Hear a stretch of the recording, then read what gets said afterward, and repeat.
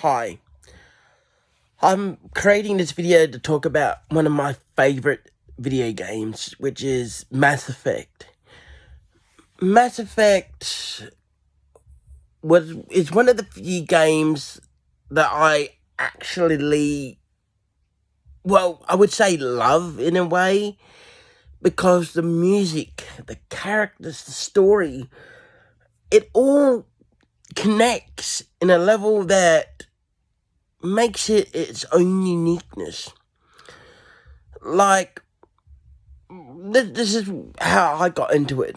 When I first got my very first Xbox 360, I got it because of Halo.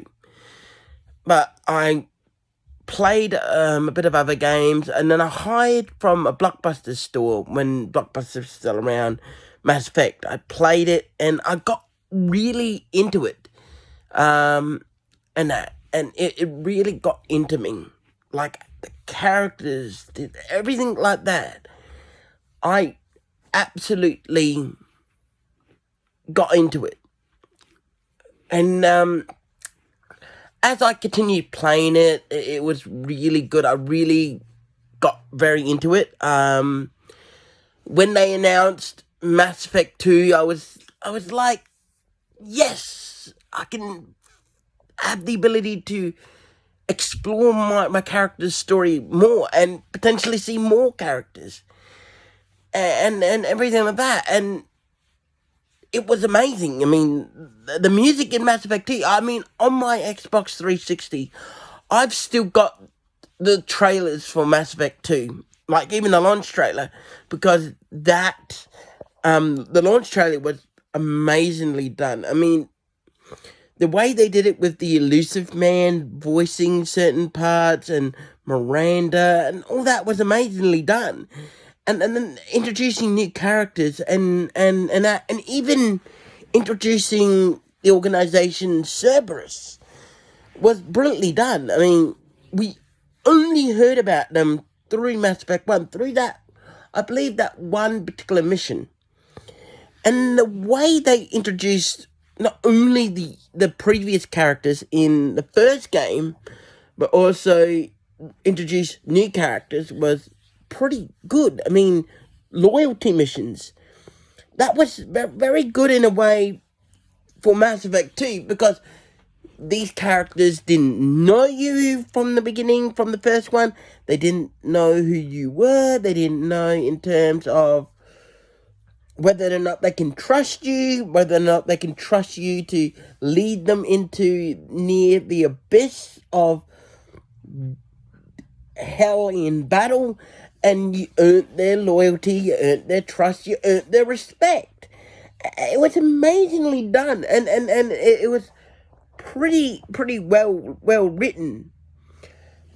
And again, the music was brilliantly done in a way that empowered the levels and that and certain areas. And it was the same with Mass Effect 1. When they announced Mass Effect 3, I was like, holy crap. Because I remember on one time on the official Bioware forums, I said at least give if Shepard can't have in a sense, I believe, a happy ending, at least let Shepard go out with a bang, or something like that. And that. And when I played the Mass Effect 3, I was like, holy crap. There were some things I were a bit disappointed about, like, realistically, I think there were some things that could have been done a little bit better. I mean, the ending, I think, was a bit of pretty much a situation that turned into a really bad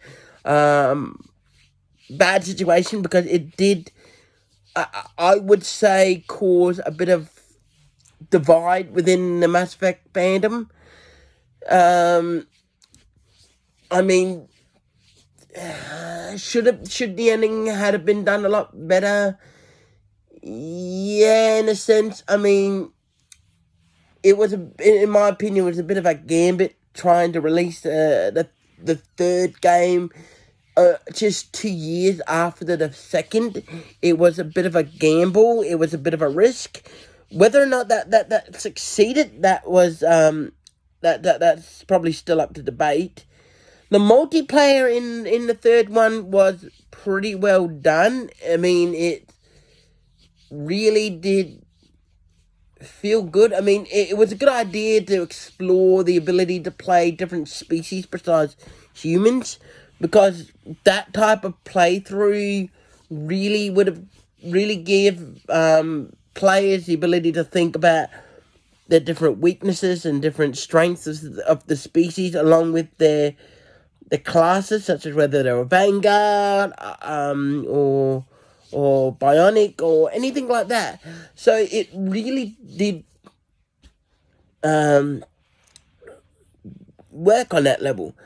The music in Mass Effect 3 was amazingly done, where there was emotional moments like the speeches with the female Krogan, with the background music of the Future of the Krogan song. That was pretty good. It's like that boom boom boom, boom and all that. It was like that music area of that, and then you got those moments where Admiral Hackett was doing that speech, and you had that mixture of almost like military precision with the music, like dun dun dun dun dun, and then you had those moments where it's like the music ending it once for all. It's like that big moment of where that music was sending Shepard off with the musical bang. And the DLCs were pretty okay in the games. I mean, the Lair of the Shadowbreaker in Mass Effect 2 was brilliantly done, because it definitely showed Liara's character growth from when you saw her in Mass Effect 1. And that, and again, it's the same with Mass Effect 3. There are certain areas that definitely shown a huge growth in characters' development. Again, there were some areas that really, I think, had BioWare taking a bit more time, not just 2 years to make the game, maybe a bit longer, and put in a bit more, then maybe things in terms of certain things like characters, like Shayera, the Asari that's on Pharos helping Zoo Hope, or that policewoman that was on Noveria that was met. Those type of characters could have been flushed out a bit more. Like, she could have, like, for instance, the policewoman, that woman, everyone would know who I'm talking about. She could have helped rallied Noveria in terms of helping with the war effort, stuff like that. And there were certainly some side missions from the first and even the second game that could have easily perhaps helped in terms of what could have been done to help with Mass Effect 3's, like helping the war effort or something like that. There were plenty of missed opportunities on that. And when they announced Andromeda, I like it. It was definitely something different. It definitely almost felt like they were trying to bring back the roots of exploration. I think that part was okay. I think had BioWare's instead of trying to make two different games near the same time, like especially with a live service type game like Anthem, or I hope I'm saying that game's name right. Had they focused more on Andromeda, a bit more longer, and then after Andromeda's period is up, then focus all their attention on that game, then I think both games would have gotten a lot more better reviews and better player bases, because there was potential in both of these games. I think it was just probably EA and EA's thinking that they can try and do both at the same time, whatever. But Andromeda had that potential. It still got that potential. I think there's still the ability for the development team to go back into that game, because that has got more abilities to tell a unique new stories and that. And I'm hoping that potentially maybe in the near future that they might consider that, because Andromeda's still got the potential. It's up to them to, instead of walking away from it, go, let's not walk away from this challenge. Let's press on.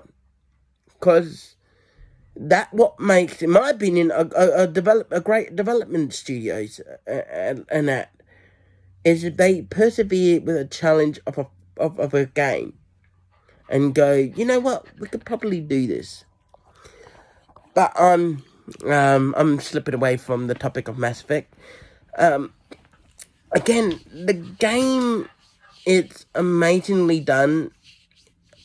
I listen to the music. I use Mass Effect as a referencing point in terms of how things can be perfectly balanced in terms of certain factors. Like with the romance scenes, Mass Effect 1 was perfectly balanced in terms of it wasn't too raunchy, like too pornographic, but at the same time it wasn't too treating it like childish. It was mature enough where it's like showing true intimacy between these characters, but not making it like it was just like a raunchiness. Mass Effect 2, not so much. It was like, why would you need to censor it? You can show a video game with romance scenes in a way that is mature enough for an audience, but not making it too pornographic. That's the perfect balance, in my opinion, on that. Mass Effect 3, same thing. That type of area was mixed. I mean, and that Andromeda actually, improved upon that, along with like Dragon Age Inquisition. It showed the beauty of these people showing their bodies to each other as a way they showed their love and trust to each other, but at the same time didn't make it raunchy, didn't make it like it was porno. It just showed the intimate moments between these characters, and that is the perfect balance. Now, what I'm hoping for the next Mass Effect game is they really take in the lessons learned from Mass Effect 1, Mass Effect 2, 3, Andromeda, and even the mobile game as well. They take the lessons learned from these games. Like, they go back, replay them, or whatever. Like, they should replay these games. Take the lessons learned from playing these games and go, what can we incorporate to make this new part of the Mass Effect universe great? I think that's what they should do. They should like literally go, what can we do to learn from these previous games that are going to help make this new game a lot better? That's my opinion at very least. I wish everyone a great day on celebrating Mass Effect, because it is one of the very few games I would highly recommend playing. Even if you're not into multiplayer and you're only interested in story and characters and that, Mass Effect is one of the few games I would strongly recommend for anyone to play, because it is that good. I would recommend playing the originals and the new remastered Legendary Edition or Legacy Edition. I don't really know. So I would recommend for anyone to get the originals, but also play the newest remastery of the originals. And that way you can get a true sense of understanding on both. And that, alright, bye, peace.